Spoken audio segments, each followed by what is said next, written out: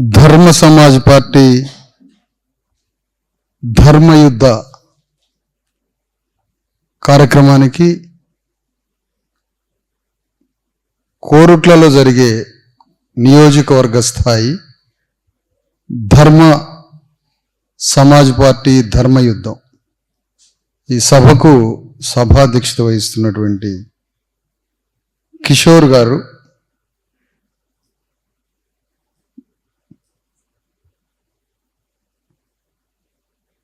వారి పార్టీ వారి బాధ్యత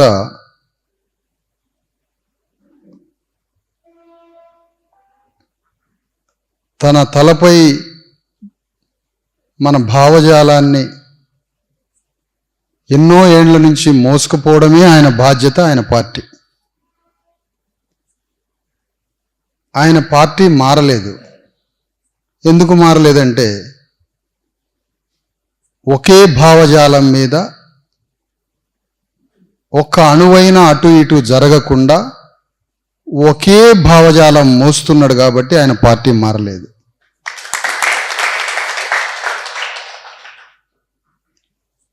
మరి ఎవరి పార్టీలో ఉన్నాడు అంటే అంబేద్కర్ పార్టీలో ఉన్నాడు ఆయన.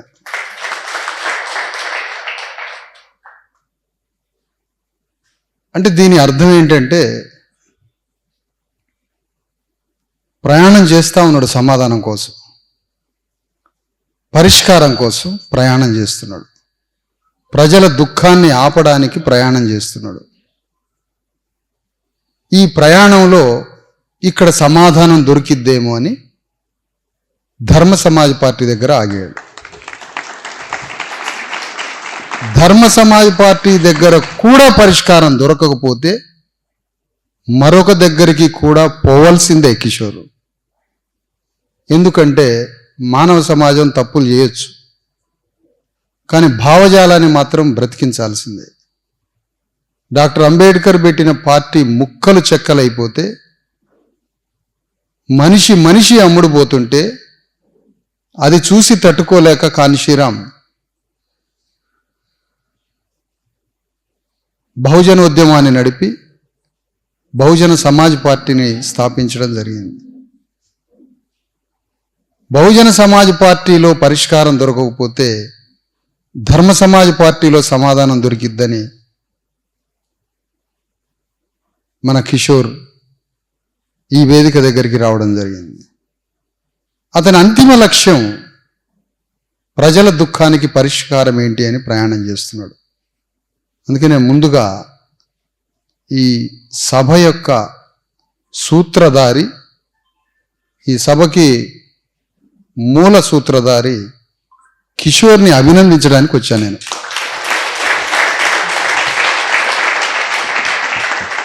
కిషోర్ లాంటి వాళ్ళని అన్వేషించడానికి నేను ప్రయాణం చేస్తున్నా.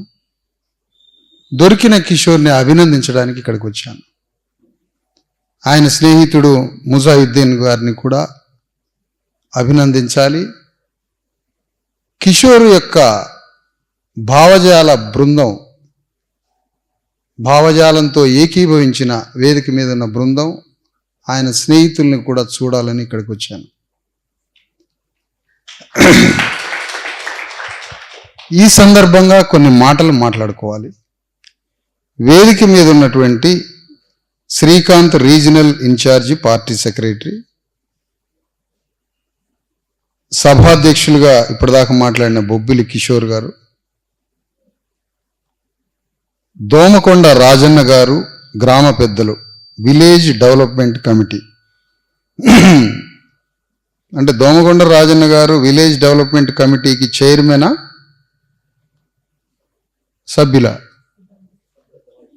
పెద్దలు? ఓకే.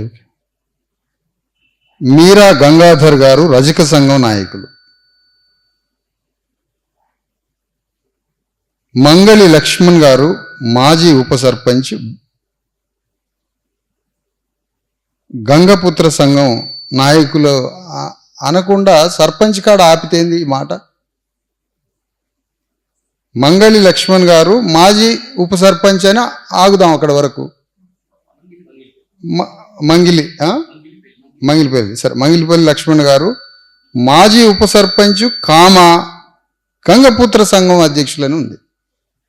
సర్పంచ్ కాడ ఆగుదామంటున్నా అంటే ఊరు మొత్తానికి ఆయన పెద్ద మనిషి, ఒక కులానికి కాదని అర్థం. ఇప్పుడు అదే లక్ష్మారెడ్డి గారు ఉన్నారనుకోండి, ఇక్కడ లక్ష్మారెడ్డి గారు ఉప సర్పంచో సర్పంచ్ అని ఉంటుంది.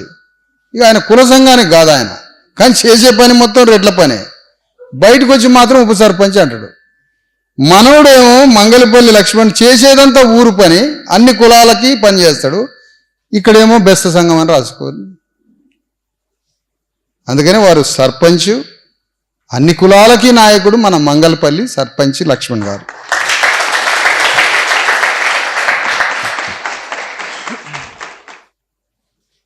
తర్వాత శ్రీనివాస్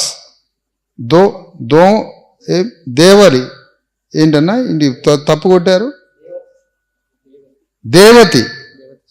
దేవతి శ్రీనివాస్ గారు బహుజన ముక్తి పార్టీ జిల్లా అధ్యక్షుడు. బొల్లబోయిన శంకర్ ముదిరాజ్ సంఘ పెద్దలు. దొంతుల తుకారాం మాజీ సర్పంచ్ మున్నూరు కాపు. గుజ్జరి ప్రకాష్ బిఎస్పి సీనియర్ నాయకులు.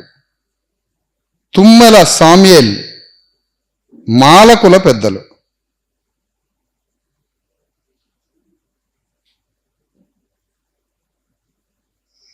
మాలకి ముందు గ్రా అని పెడితే అయిపోతుంది.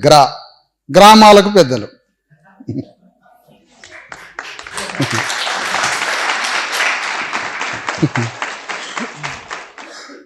ఆరుమూరు ఎల్లన్న మాదిగ కుల పెద్దలు.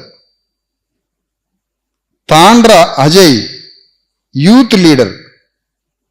Kaleshwar Rakesh youth leader. ఇంకా ఉన్నాయా ఇక్కడ? ఓకే, తిరుపతి గారు, ముజాయిద్దీన్ గారి పేరు వారు. అందరికీ వేదిక మీద ఉన్నటువంటి వారికి, ఇక్కడికి వచ్చిన మై డియర్ కామ్రేడ్స్ అందరికీ జై భీమ్. కామ్రేడ్ అంటే ఏం లేదు, ఒక పదం వాళ్లే వాడుతూ ఉంటే అది కమ్యూనిస్టుల పదం అని మీరు అనుకున్నారు. ఉద్యమ సహచరులు అని అర్థం కామ్రేడ్ అంటే. అట్లా ఇక్కడికి వచ్చిన మీ అందరికీ నమస్తే, జై భీమ్, జై భారత రాజ్యాంగం. ఈరోజు మనం ఈ సభకి ఒక పేరు పెట్టుకోవడం జరిగింది. తెలంగాణలో బీసీ/ఎస్సీ/ ఎస్టీల రాజ్యం కోసం ధర్మ సమాజ్ పార్టీ ధర్మయుద్ధం చేయబోతుంది. అలాంటి ధర్మయుద్ధానికి ఇక్కడికి రావడం జరిగింది, ఈ వర్షకొండ అనే గ్రామానికి. ఈ ధర్మయుద్ధం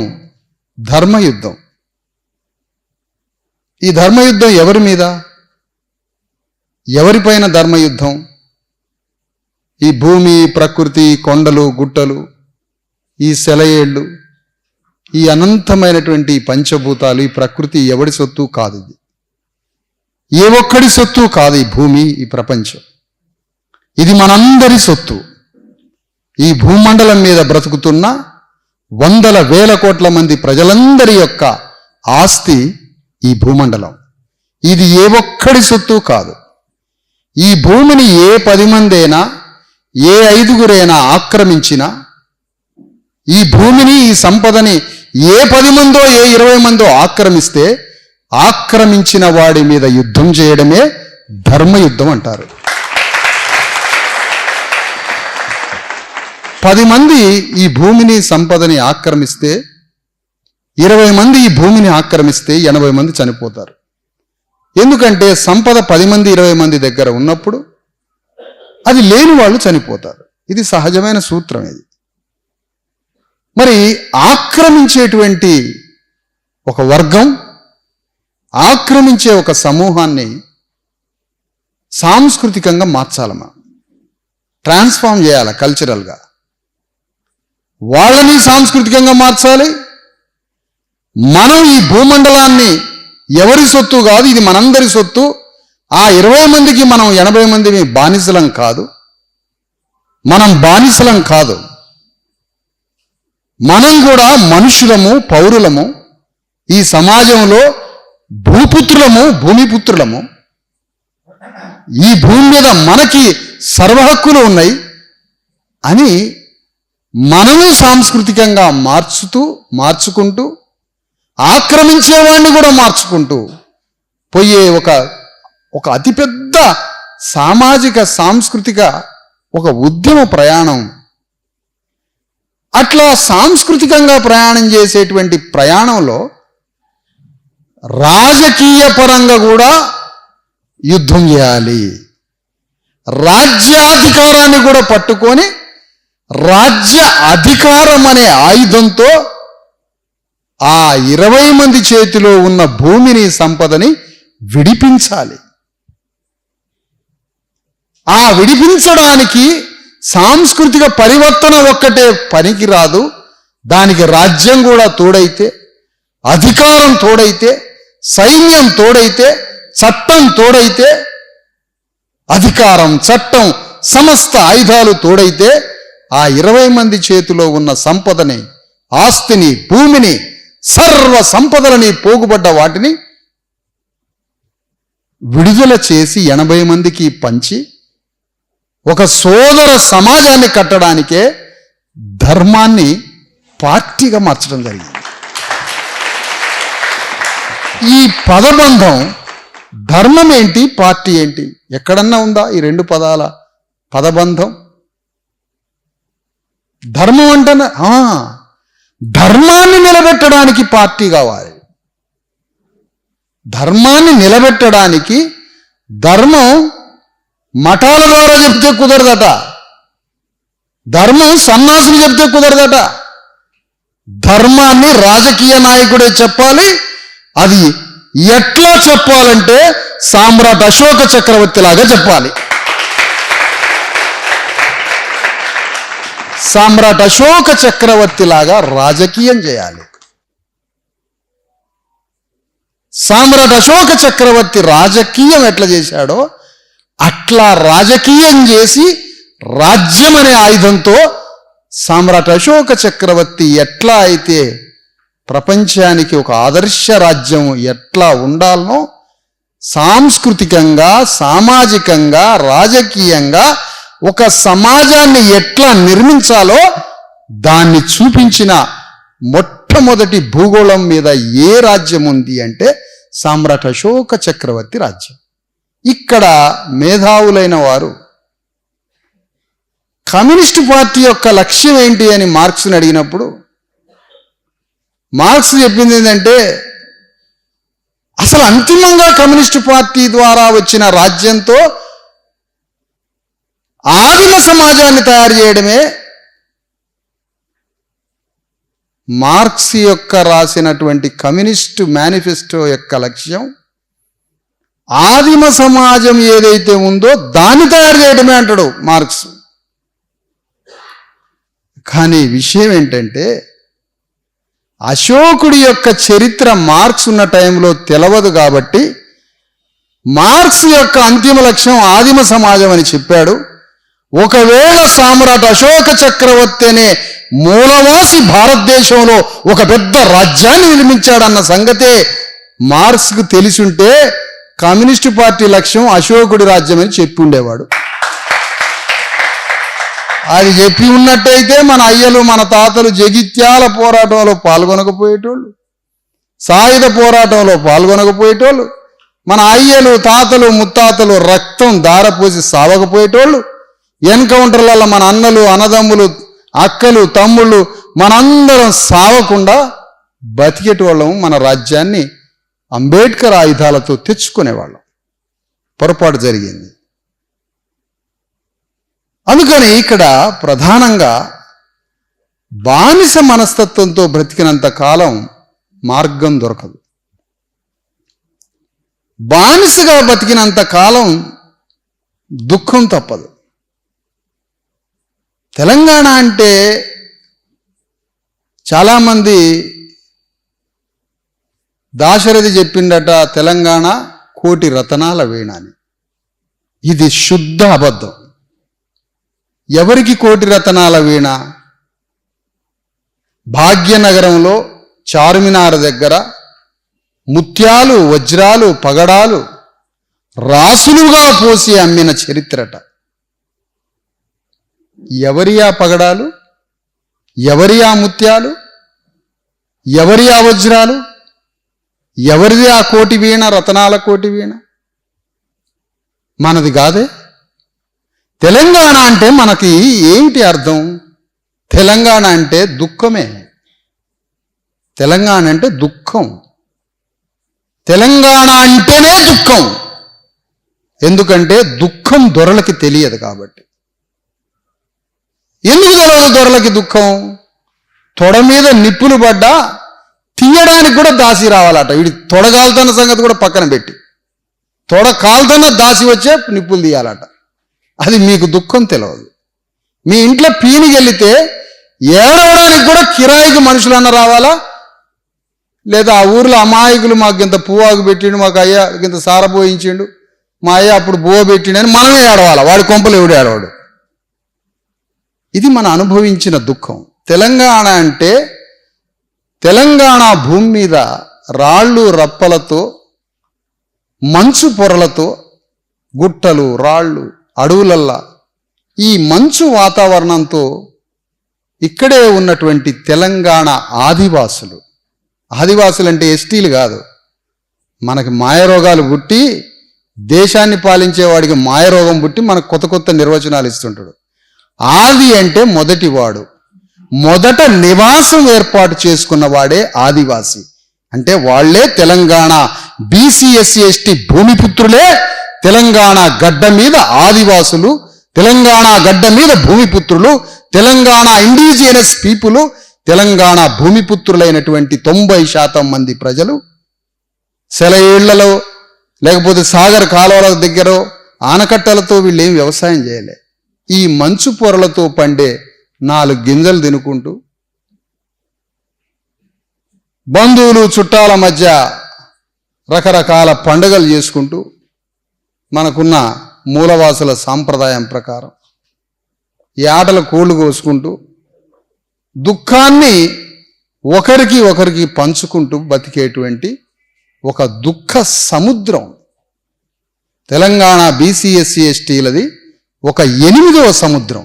ఏమిటా 8వ సముద్రం అంటే మన అంతులేని దుఃఖం.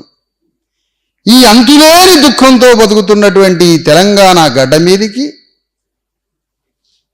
మన పాలిట తెలంగాణలో అగ్రకులాల రాజ్యం. ఈ అగ్రకులాల రాజ్యం చేతిలో ఎకరం భూమి లేదయ్యా, 100 ఎకరాల భూమి లేదయ్యా. ఈ అగ్రకులాల దొరల చేతిలో బయట ఎక్కడో వేరే రాష్ట్రాల్లో ఉన్నట్టుగా 5 ఎకరాలు, 10 ఎకరాలు, 100 ఎకరాలు, 200 ఎకరాలు లేదు. తెలంగాణ దొరల దగ్గర ఏమున్నది? తెలంగాణ దొరల దగ్గర 1000 ఎకరం కాదు ఉన్నది, ఈ 10 ఊర్లు ఆయనే. ఏందట? ఈ 10 ఊర్లు ఆయనే. ఈ 10 ఊర్లలో ఉన్న 1000 ఎకరాల, 100 ఎకరాల, లక్షల ఎకరాల భూమికి వారు యజమానులు. మనం బానిసలం. తెలంగాణ గడ్డ మీద బీసీ ఎస్సీ ఎస్టీలం బానిసలం. ఇలాంటి బానిసని ఇక్కడున్నటువంటి బంధువులు, స్నేహితులు, ప్రాణానికి ప్రాణం ఇచ్చే ఒక మూలవాసులైన బీసీ ఎస్సీ ఎస్టీ ఒక బంధువర్గం అంతా బానిస సమాజంగా ఈ దొరల కింద బతికింది. సేమ్ ఈ దొరల సెటప్ని ఇంత కూడా డ్యామేజ్ చేయకుండా ఆ దొరల సెటప్పే ఇక్కడ పాలించిన నిజాం నవాబులు కావచ్చు, కుతుబ్ షాహీలు కావచ్చు, ఎవరైనా కావచ్చు, ఇక్కడికి వచ్చినటువంటి బ్రిటిషోడు కావచ్చు, ఒకళ్ళు వస్తే ఈ సెటప్ని ఇంతే ఉంచి తెలంగాణ గడ్డని పాలించారు. దొరలకేం పోలే. అయినా ఈ తుర్క రాజ్యం పోవాలని వాళ్ళు అగ్రకులాలు భావించి ఈ ముస్లింల రాజ్యం పోవాలని దాశరథి గారు ఆయన మీద యుద్ధం చేస్తున్నట్ట. దాశరథి గారు ఎవరి మీద? నిజాం నిరంకుశ వైఖరి మీద. నిజాం నిరంకుశ వైఖరి మీద దాశరథి రంగాచారి యుద్ధం చేస్తారట. నేను అడుగుతున్న దాశరథి రంగాచారి గారి ఆత్మని, నీ గ్రామంలో ఒక రెడ్డి, రావు, ఒక కరణం వేల సంవత్సరాల నుంచి గ్రామంలో 90% మంది బీసీ ఎస్సీ ఎస్టీలని 2000 సంవత్సరాల నుంచి వాళ్ళ పాదాల కింద పెట్టి అణిచివేస్తున్నది దాశరథికి కనిపించలేదా? నువ్వు నిజాం గురించి మాట్లాడుతున్నావు. ఈ ప్రశ్నకి సమాధానం ఉందా? నిజాం కర్కశ నిరంకుశ విధానాలకి వ్యతిరేకంగా తెలంగాణ గడ్డ మీద సాయుధ పోరాటం, తెలంగాణ గడ్డ మీద ఒక పెద్ద పోరాటం నిజాం నవాబుల మీద. మరి ఈ గ్రామాలలో దొరలు, రెడ్లు, రావులు మన మీద పాదం పెట్టి నలుపుతున్నది వీళ్ళకి కనపడలేదా? మీకు కనపడలేదా? మీరు తెలంగాణ ప్రాంతానికి పెద్ద మనుషులంటే మేము కూడా అదే ఫాలో అవుతున్నాం. అందుకని ఇక్కడ మనం మాట్లాడుకోవాల్సింది, బానిస మనస్తత్వం నుంచి బయటికి వచ్చినప్పుడు సత్యం తెలుస్తుంది. సత్యం తెలిసినప్పుడు బానిస మనస్తత్వం నుంచి బయటకు వస్తాం. ఎవరి గురించి మాట్లాడుతున్నారు? ఎవరితో మాట్లాడుతున్నారు?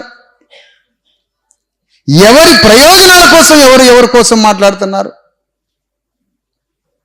చాలా జాగ్రత్తగా మనం అర్థం చేసుకోవాల్సిన అవసరం ఉంది. ఒక ఆఫ్రికా దేశంలో సామ్రాజ్యవాదులు ఇంగ్లీష్ వాళ్ళు వచ్చారు ఆఫ్రికా దేశానికి. ఆఫ్రికాలో అంతా మూలవాసులు, అక్కడి దేశంలో ఉన్నటువంటి నల్లవాళ్ళు మూలవాసులు. వాళ్ళతో సుదీర్ఘ ప్రార్థన మొదలుపెట్టారట, ప్రేయర్ చేయడం మొదలుపెట్టారట. ఇంగ్లీష్ దేశం వాళ్ళు ఆఫ్రికా వచ్చి ప్రార్థన స్టార్ట్ అయిందట. నల్లవాళ్ళంతా కూర్చున్నారట, తెల్లవాళ్ళంతా వేదిక మీద కూర్చున్నారట. ఇక ప్రార్థన మొదలుపెట్టారట. ఈ ప్రార్థన, సుదీర్ఘ ప్రార్థన అయిపోయేసరికి ఈ సౌత్ ఆఫ్రికాలో నల్లవాళ్ళ చేతిలో ఉన్న భూములన్నీ తెల్లవాళ్ళ చేతిలోకి వచ్చినాయట. ఈ తెల్లవాళ్ళ చేతిలో ఉన్న బైబిల్ మొత్తం నల్లవాళ్ళ చేతిలోకి వచ్చినాయట ఆమెను అనగానే. సుదీర్ఘ ప్రార్థన కదా ఇది. ఈ 1-2 గంటల ప్రార్థన కాదు ఇది. ఇది సుదీర్ఘ ప్రార్థన. ఈ సుదీర్ఘ ప్రార్థన అయిపోయేసరికి నల్లవాళ్ళ భూములు తెల్లవాళ్ళ చేతిలోకి వచ్చినాయి, తెల్లవాళ్ళ బైబిల్స్ వీళ్ళ చేతిలోకి వచ్చినాయి. అంటే ప్రార్థనలోకి బానిస పోతే ఇగో ఈ గతి పట్టింది. ఈ మాట చాలా మందికి ఆనందం కలగవచ్చు. ఇక ఈ దేశానికి స్వాతంత్రోద్యమం అని బయలుదేరింది ఒక ఆయన. దేశానికి స్వాతంత్రోద్యమం అని. దేశానికి స్వాతంత్రోద్యమం అంటే మళ్ళీ అందులోకి పోయినాం మనమందరం దేశ స్వాతంత్రం అనే పోరాటంలో పోయేసరికి ఈ దేశానికి స్వాతంత్రం రావాలని తిరిగినాం. స్వాతంత్రం వచ్చిందట, ఇవాళ కూడా మనందరం స్వాతంత్రం వచ్చిందట అని 78 ఏళ్ళు అయిందట స్వాతంత్రం వచ్చిందని అంటూనే ఉన్నాం. 78 సంవత్సరాలు అయిందట స్వాతంత్రం వచ్చి. 78 ఏళ్ళు అయింది స్వాతంత్రం వచ్చి. 6 లక్షల గ్రామాలల్లో ఊరు బయట ఉన్న సమాధుల దగ్గరికి పోదాం, ఒక్కొక్క సమాధి కాడికి పోదాం. మాకు సమాధులు కూడా సగం లేవు, ఏడగచ్చిపోయినాం అట్లా. ప్రతి సమాధి దగ్గరికి పోదాం. అగో ఫలానా సమాధి చదువు లేక పిచ్చోడైపోయి సమాజంలో ఎట్లా బతకాలనో తెలియక చచ్చిపోయింది. అగో శవం, అదే ఆయన సమాధి. ఇంకో సమాధి దగ్గరికి పోదాం. వైద్యం లేక, రక్తం లేక, పౌష్టికాహారం లేక, హాస్పిటల్లో వైద్యం లేక ఒకళ్ళు చనిపోయారు. ప్రతి సమాధికి ఒక అన్యాయం జరిగింది. ప్రతి మరణం ఒక అన్యాయంతో చనిపోయింది. ప్రతి శవం, ప్రతి మరణం, ప్రతి దుఃఖం, ప్రతి చావు వెనక ఈ దేశంలో ధర్మం, న్యాయం జరగక ఊర్లకు ఊర్లు 6 లక్షల గ్రామాలలో 100 కోట్ల మంది ఈ 75 ఏళ్ల స్వాతంత్ర్యంలో కొన్ని 100,000 లక్షల మంది, కోట్ల మంది మనుషులు న్యాయం జరగక చనిపోయారు. మరి ఈ స్వాతంత్రం ఏమిచ్చింది? ఎవరికి స్వాతంత్రం?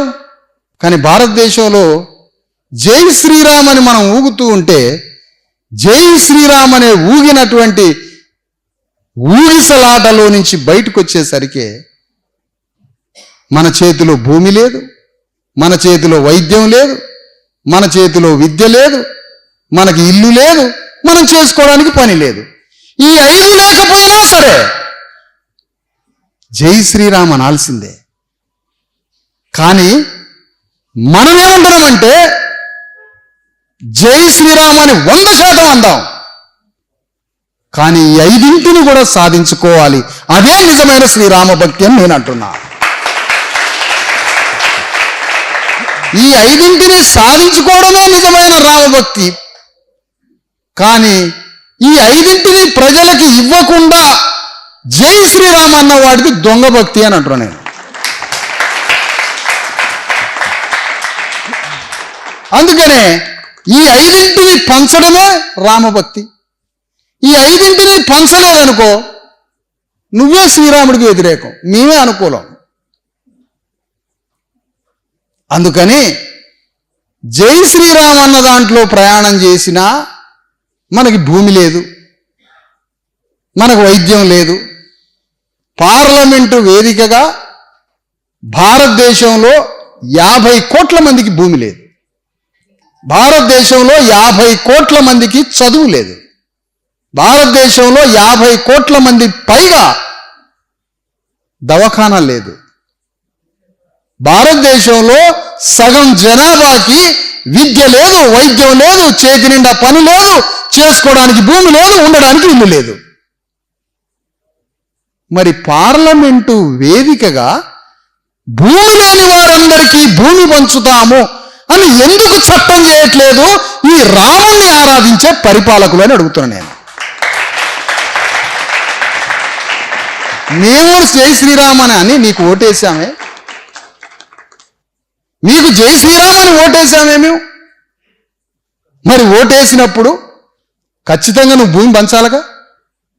జై శ్రీరామ్ అని మీకు ఓటేసినప్పుడు మాకు వైద్యాన్ని ఇవ్వాలగా, దవాఖానా, మేము ప్రాణంతో బతకడానికి. జై శ్రీరామ్ అని మేము అన్న తర్వాత మాకు ఖచ్చితంగా బడికి తీసుకుపోయి పాఠం చెప్పి మెరుగైన అందరికీ ఉచిత విద్య, ఉచిత వైద్యం, అందరికీ భూమి సమస్తం పంచాలి కదా. మరి ఇవన్నీ ఎందుకు పంచలే అంటే మీరు రాముడి భక్తులు, నిజమైన రాముడి భక్తులు కాదు. మీరు నిజమైన భక్తులు ఓట్లేసిన వాళ్ళం మనం భక్తులం, మీరు రాజకీయ రామభక్తులు. అందుకని మీరు దొంగ పనులు చేస్తారు. అసలైన రామభక్తులు ఓట్లేసినోడు నిజమైన భక్తుడు. అంటే ఆడ ప్రార్థనలో మునిగి తేలితేనేమో ఆడ బైబిల్ వచ్చింది చేతికి, ఉన్న భూమి పోయింది. ఈడ జై శ్రీరామ్ అని భక్తిలో మునిగిపోయేసరికి భూమి లేదు, ఇల్లు లేదు, చదువు లేదు, వైద్యం లేదు, ఉపాధి లేదు, చేతి నిండా ఏమీ లేకుండా బాయ్. చూడండి, నీవు స్వాతంత్రోద్యమం అంటే స్వాతంత్రంలో పాల్గొంటివి, నువ్వు జై శ్రీరామ్ అంటే జై శ్రీరాముడి ఉద్యమంలో పాల్గొంటివి. జై శ్రీరాములో పాల్గొన్నా మాకు భూమి రాలే, ఇల్లు రాలే, చేతి నిండా పని రాలే, మాకు పోరగాళ్ళకి చదువుకోవడానికి ఉచిత వైద్యం రాలే, మాకు దవాఖానా లేకుండా బాయ్. నువ్వు స్వాతంత్రోద్యమం అంటే అందులో పాల్గొంటివి. ఇంతకీ ఈ రెండింటికి నాయకత్వం వహించింది ఎవరో తెలుసా ఊళ్ళో? ఈ రెడ్డి వెలమ దొరల. ఈ రెండింటికి ఆ ఇద్దరెమ్మడి బయటపోయినాం. 3వ రెడ్డి వెలమ దొర బయలుదేరిండు. ఆయన ఏమంటాడు, ఇదంతా కాదు, మనం తుపాకులు పట్టాల్సిందే, మనం సాయుధ పోరాటం చేయాల్సిందే, మన ఎర్ర పార్టీ మంది కమ్యూనిస్ట్ పార్టీ అని మళ్ళీ ఇంకో దొర బయలుదేరిండు ఊళ్ళో. ఆయనమ్మడి తిరిగినాం. ఆయనమ్మడి తిరిగితే మొత్తం అసలు వచ్చిందో కానీ పోయినట్టు చచ్చిపోయాడు. నీకు వచ్చిందో తెలియదు కానీ పోయినట్టు చచ్చిపోయాడు. కానీ కమ్యూనిస్టు పార్టీలో నాయకత్వం మాత్రం వారిది అదే అగ్రస్థానంలో నిలబడ్డారు. అది ఊళ్ళో దొరయ నాయకత్వం వహించిండు. ఈ కమ్యూనిస్టు పార్టీలో వద్దు, ఏమొద్దు, మనకి అసలైనటువంటి తెలంగాణ ఉద్యమం అనేటే ఆ తెలంగాణ ఉద్యమానికి నాయకత్వం వహించి ఆ ఉద్యమానికి నాయకత్వం మల్లొక దొర బయలుదేరితే మొత్తం కలిసి తెలంగాణ ఉద్యమంలో పడి తిరిగినాం. తెలంగాణ ఉద్యమం ద్వారా భూమి రాలే నీకు, కానీ తెలంగాణ మొత్తం, తెలంగాణలో 2000 సంవత్సరాల దుఃఖానికి మూల కారణం తెలంగాణలో ఉన్న భూమిపుత్రులైన బీసీ ఎస్సీ ఎస్టీలకి భూమి లేకపోవడమే దుఃఖానికి కారణం. తెలంగాణలో ఉన్న బీసీ ఎస్సీ ఎస్టీలకి విద్యా విజ్ఞానం లేకపోవడమే దుఃఖానికి కారణం. తెలంగాణలో ఉన్న బీసీ ఎస్సీ ఎస్టీలకి వైద్యం లేకపోవడమే ఇక్కడ ఉన్నటువంటి పరమ దుఃఖానికి కారణం. ఇక్కడ తెలంగాణలో చేతి నిండా పని లేకపోవడానికే సమస్త దుఃఖానికి కారణం. చేతి నిండా పని లేకపోవడమే. మరి తెలంగాణ ఉద్యమంలో పాల్గొంటే ఈ 3 వచ్చినాయా? రాలే. నువ్వు స్వాతంత్రోద్యమంలో పాల్గొన్నా ఈ 3 రాలే. నువ్వు తెలంగాణ ఉద్యమంలో పాల్గొన్నా ఈ 3 రాలే. నువ్వు జై శ్రీరామ్ అన్నా ఈ 3 రాలే. నువ్వు తెలంగాణలో ఎర్ర పార్టీ కమ్యూనిస్ట్ పార్టీ అన్నా ఈ 3 రాలే.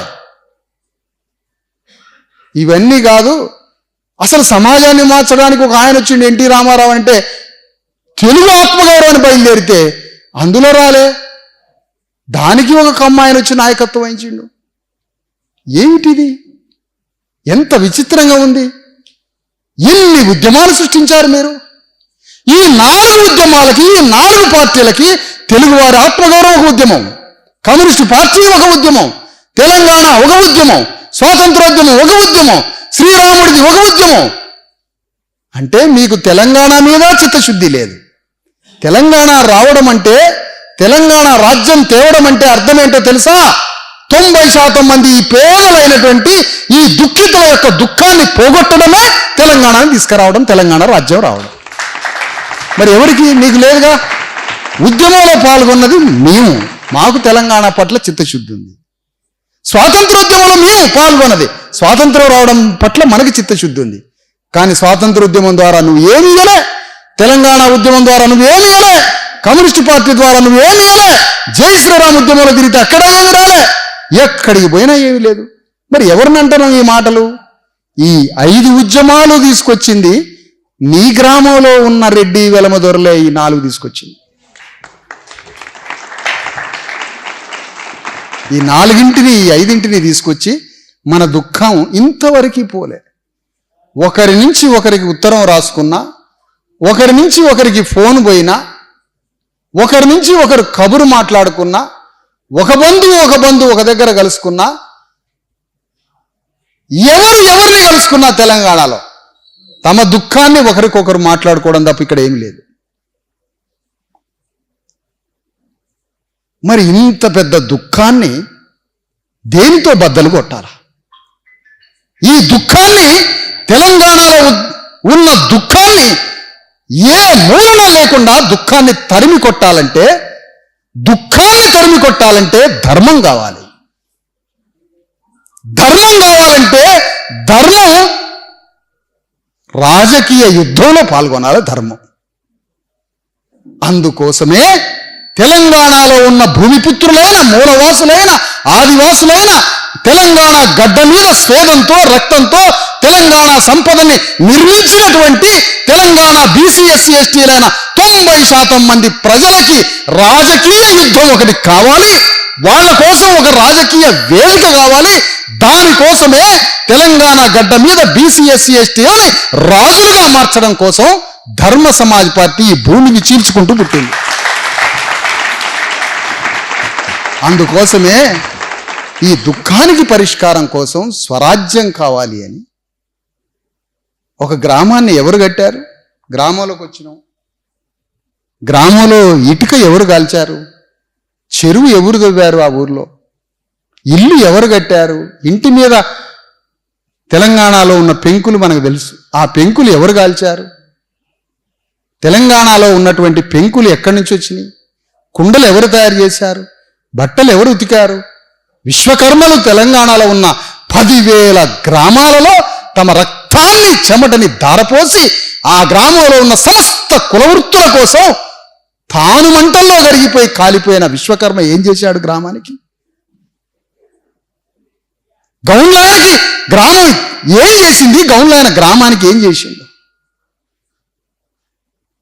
గొల్లాయన ఏం చేసిండు? చాకలాయన ఏం చేసిండు? మంగళాయన ఏం చేసిండు? మాదిగాయన ఏం చేసిండు? మాలాయన ఏం చేసిండు? సమస్త అణగారిన కులాలు తమ రక్త మాంసాలతో గ్రామాన్ని కడితే ఆ గ్రామంలో ఉన్న దొరలు, పెద్దలు ఆ గ్రామంలో ఉన్న బీసీ ఎస్సీ ఎస్టీలని ఇప్పటిదాకా నువ్వు బానిసలుగా నీ కాళ్ళ కింద పెట్టి నలుపుకుంటున్నావుగా. ఇప్పుడు రాజకీయం పేరు చెప్పుకుంటా. ఇదా నీ ధర్మం? ఇదా నీ న్యాయం? ఇదా నీ రాజకీయం అంటున్నా. ఇదేనా రేపు వచ్చే గ్రామ పంచాయతీ ఎన్నికల్లో నువ్వు చేయబోయే పని? కళ్ళ ముందే మోసం జరుగుతున్నది, కళ్ళ ముందు భయంకరమైన మోసం జరుగుతున్నది. ఈ మోసాన్ని ఎట్లా బద్దలు కొట్టాలా? హలో సార్, ఈ మోసాన్ని ఎవరు బద్దలు కొట్టాలి? ఇగో దీనికోసం మన బీసీ ఎస్సీ ఎస్టీ సమాజం అంతా ఒక బంధువర్గం. అగ్రకులాలలో మనసున్నటువంటి, మనతో కలిసిపోయి మనసున్నోడు మాతో రండి. అలాంటి అగ్రకుల ప్రజాస్వామ్యవాదులు బీసీ ఎస్సీ ఎస్టీలు అందరం కలిసి మన రాజ్యాన్ని నిర్మాణం చేసుకోవాలి. నీ రాజ్యం వచ్చినప్పుడు మాత్రమే తెలంగాణలో భూమి నువ్వు పంచుకోగలవు. నీ రాజ్యం వచ్చినప్పుడే. నీ రాజ్యం రానంత వరకు నువ్వు ఒక అంగుళం భూమిని పంచుకోలేవు. అందుకని ఈ 5ంటికి సంబంధించి కాంగ్రెస్ గ్యారెంటీలు ఏమైనా ఉన్నాయా? భూమి ఉందా? ఉచిత వైద్యం ఉందా? ఉచిత విద్య ఉన్నదా? ఏమీ లేదు. మరి ఏంటి? బస్సులో ఫ్రీగా ఎక్కడానికా ఈ ప్రభుత్వాన్ని స్థాపించింది? బస్సులో ఫ్రీగా ఎక్కడానికా ఇంత పెద్ద రాజ్యాన్ని, ఈ రాజ్యం ఒక దొర నుంచి ఒక దొరకి మార్చడానికి? అందుకనే మనం తెలంగాణ గడ్డ మీద మనం రాజ్యం రావడానికి ఏ సాయుధ పోరాటాలు అవసరం లేదు. మన చేతికి ఓటనే ఆయుధం ఇచ్చాడు అంబేద్కర్. ఆ ఓటనే ఆయుధం దానంతట అది బాక్సులో పడదు. ఓటు దానంతట అది పడదు. మన కోసం ధర్మం న్యాయం గురించే మాట్లాడితే రాజ్యం రాదు. ఎట్లా వస్తుంది మరి రాజ్యం? ఈ 4 ఉద్యమాల పేరుతోటి 4 వచ్చినారు కదా ఊర్ల దొరలు. గ్రామంలో 4 దొరలు ఈ 4 పార్టీల జెండాలు పట్టుకొని వచ్చారు కదా. కాంగ్రెస్ జెండా, బీజేపీ జెండా, కమ్యూనిస్ట్ పార్టీ జెండా, కాంగ్రెస్ పార్టీ జెండా, 4-5 జెండాలు తీసుకొని వచ్చిర్రే. ఆ 4 జెండాలకి వ్యతిరేకంగా, ఆ 4 జెండాలకి ఎదురుగా, ఆ 4 జెండాలకి అభిముఖంగా ఆ 4తో యుద్ధం చేసే బీసీ ఎస్సీ ఎస్టీ వీరుడు ఆ గ్రామంలో పుట్టాల. అప్పటిదాకా మనకు రాజ్యం రాదు. అప్పుడే మనకి రాజ్యం వస్తుంది. అందుకనే తెలంగాణలో బీసీ ఎస్సీ ఎస్టీల రాజ్యానికి ఒక పార్టీ కావాలి కదా. ఏది పార్టీ? బీసీ ఎస్సీ ఎస్టీలకి. ఈ గవర్నమెంట్ సిస్టమ్ ఎవరిది? ఈ కలెక్టర్ ఎవరు? ఈ కలెక్టర్ ఎవరి కోసం పనిచేయాలి? ఎవరా ప్రజలు? 90% మంది పేదల కోసమే ఈ గవర్నమెంట్ మెకానిజం వచ్చింది. దొరల కోసం రాలే ఈ రాజ్యం. కానీ కలెక్టర్ తలుపు తెరుచుకునేది దొరల కోసమే. 90% ప్రజలు పోతే కలెక్టర్ డోర్ తెరవడు. ఓ పెద్ద రైతు, ఒక భూస్వామి వస్తే తలుపు తెరుచుకుంటుంది. ఆ కలెక్టర్ తలుపు బద్దలు కొట్టి మనం లోపలికి పోవాలా. దానికోసమే ధర్మ సమాజం. అవి అగ్రకులాల కోటలవి, వాళ్ళ కోసం నిర్మించుకున్న కోటలవి. ఆ కోటల్లోకి మనం ప్రవేశించాలి. గవర్నమెంట్ సిస్టమ్ తయారు చేశాడు అంబేద్కర్. ఇది ఒక ప్రజాస్వామ్య వ్యవస్థను నిర్మించాడు. ఎంతటి మోసం జరిగింది. ఒక పెద్ద వ్యవస్థని, ప్రజాస్వామ్యబద్ధమైన గవర్నమెంట్, డెమోక్రాటిక్ గవర్నమెంట్ మెకానిజం భారత రాజ్యాంగ వ్యవస్థని తయారు చేసిపోతే, ప్రజల కోసం ఆయన తయారు చేసిపోతే ఆ వ్యవస్థలోకి మనకు ప్రవేశం లేదు. ఎందుకు? నీకు రాజకీయ ప్రతినిధి లేడు, నీకు రాజకీయ వేదిక లేదు, నీకు రాజకీయ యుద్ధం లేదు, నీకు రాజకీయ అధికారంలో వాటా లేదు, అసలు నీకు అధికారమే లేదు. అందుకని ఇప్పుడు కాంగ్రెస్ పార్టీ మొన్ననే 10 సంవత్సరాల క్రితమే వాళ్ళ రాజ్యం పోయింది. యూపీఏ గవర్నమెంట్ పోయి 10 ఏళ్లే అయింది. 10 సంవత్సరాలకే కాంగ్రెస్ పార్టీ మళ్ళీ కొత్తగా కనపడుతుంది. బానిసకేంటి? ఈ దొర తిరిగితే ఇంకో దొర దగ్గరికి పోవాలా, ఒక దొర తిరిగితే ఇంకో దొర దగ్గరికి పోవాలా ఈ బానిస. ఇప్పుడు కాంగ్రెస్ పార్టీ కులగణనాన్ని తీసుకొచ్చింది. కులాలని గణించడము అని. కులాలను గణించడం అంటే ఈయనేదో కొత్తగా కనిపెట్టిన మాట కాదు. ఇది రాహుల్ గాంధీ కనిపెట్టలే, రేవంత్ రెడ్డి కనిపెట్టలే. కులగణనను చేయమని చెప్పింది భారత రాజ్యాంగం, అంబేద్కర్. ఇప్పుడు రాహుల్ గాంధీ ఒక మాట అడుగుదాం వేదిక మీద నుంచి, రాజకీయం మాట్లాడదాం. కులగణన చేయమన్నాడు. దేనికట? ఎవరు ఎంత కులాలు ఉన్నాయో అంత కులాలకి, ఎవరు ఎంత కులం ఉన్నారో అంత జనాభాకి తగ్గట్టుగా ఈ దేశ సంపదని పంచాలి, ఈ దేశ రాజకీయ వ్యవస్థను పంచాలంటాడు. అయ్యా రాహుల్ గాంధీ, నువ్వు కాశ్మీరు పండిటు బ్రాహ్మణుడివి, ఈ దేశంలో నీ కులం జనాభా 0.1, నీ పార్లమెంటులో నీ పార్టీకి నాయకత్వం వహించేది 0 ఉన్న కాశ్మీరీ బ్రాహ్మణుడు ఇప్పుడు లోక్సభలో పార్లమెంటులో రాహుల్ గాంధీ నీ పార్టీకి నాయకుడు. ఇదేనా నీ కులగణన? నీ కులగణన ఇదేనా అంటున్నా? కులాలను గణించి రాజ్యము, రాజ్యాధికారము, సంపదని, సమస్తాన్ని అందరికీ పంచాలంటే ఏ జనాభా ఎంతుందో అంత పంచాలనే కులగణన సూత్రాన్ని మాట్లాడేవే. మరి కులగణన సూత్రాన్ని మాట్లాడినప్పుడు లోక్సభ నాయకుడు అంటే ఎవరు? ప్రతిపక్ష నాయకుడు అంటే ఎవరు? ప్రధానమంత్రి అన్నట్టే. నీ సంఖ్యను 4 పెంచుకుంటే నువ్వు ప్రధానమంత్రి అవుతావు. అంటే ఈ దేశాన్ని నడిపించే పార్లమెంటుకి నాయకుడు, లోక్సభకి నాయకుడు కులగణన సూత్రాన్ని, ప్రజాస్వామ్య సూత్రాన్ని, భారత రాజ్యాంగాన్ని పట్టుకున్న ఈ రాహుల్ గాంధీ 0.1 లేని కాశ్మీరీ పండిట్ బ్రాహ్మణుడు లోక్సభలో ఈయన నాయకుడు. ఇదేనా నీ కులగణన సిద్ధాంతం? కులగణనని సిద్ధాంతాన్ని రోజు మాట్లాడుతున్న తెలంగాణలో నీ పార్టీకి ముఖ్యమంత్రి, తెలంగాణ ప్రభుత్వానికి 2-3% లేని రెడ్లు తెలంగాణకి ముఖ్యమంత్రి పీఠం అప్పచెప్తావా? ఇదేనా మీ కులగణన సూత్రం? నీ రాజ్యం హిమాచల్ ప్రదేశ్లో, కర్ణాటకలో, లేదంటే ఇక్కడ తెలంగాణలో నీ రాజ్యం ఉంది కదా. కులగణన సూత్రానికి మనం మళ్ళీ ఇప్పుడు కాంగ్రెస్ వైపు షిఫ్ట్ అవుతున్నాం మనం అందరం. అక్కడ ఏదో కనిపిస్తున్నట్టుగా అనేక రూపాలు మార్చుకుంటుంది. భారత రాజ్యాంగాన్ని విధ్వంసం చేసిన కాంగ్రెస్ పార్టీ, రాజ్యాంగంలో ఉన్నటువంటి మౌలికమైనటువంటి ఆత్మని చంపిన కాంగ్రెస్ పార్టీ మొదట ఏర్పడ్డ లోక్సభ నుంచి ఇప్పటి వరకు, దేశ స్వాతంత్ర్యాన్ని వచ్చిన తర్వాత ఏర్పడ్డ కేంద్ర లోక్సభ నుంచి ఇప్పటి వరకు మొత్తం అగ్రకులాల చేతిలో కబ్జా అయినటువంటి కాంగ్రెస్ పార్టీ ఈరోజు కులగణన సిద్ధాంతం అని తీసుకొచ్చి, కులగణన పేరుతో 3% లేని రెడ్లు ముఖ్యమంత్రి ఎట్లయితారు? మొత్తం క్యాబినెట్ మంత్రివర్గం అంతా రెడ్లెట్గా ఎట్లయితారు? మొత్తం బ్యూరోక్రసీల ఆఫీసర్స్ అంతా ఎట్లా అగ్రకులాలు అవుతారు? తెలంగాణలో భూమిని పంచడం వాడు కులగణన మాట్లాడతాడా? తెలంగాణలో పేదలందరికీ వైద్యాన్ని అందించిన వాడు కులగణన గురించి మాట్లాడతాడా? తెలంగాణలో అందరికీ విద్యని, స్కూల్స్ని మొత్తం అప్గ్రేడ్ చేసి అత్యాధునికమైనటువంటి విద్యని బిడ్డలకు అందించిన వాడు కులగణన మాట్లాడతాడా? కులగణన మాట్లాడటానికి ఏం చెప్తున్నారు మీరు? కులగణన చేసేది ఈ సంపదని, ఎవరు ఎంత జనాభానో అంత జనాభాకి ఈ సంపదని, అధికారాన్ని పంచుతామని దానికోసం నువ్వు కులగణన పెట్టినావు. ప్రజాస్వామ్యాన్ని ఫలించాలంటే కులగణన కావాలి.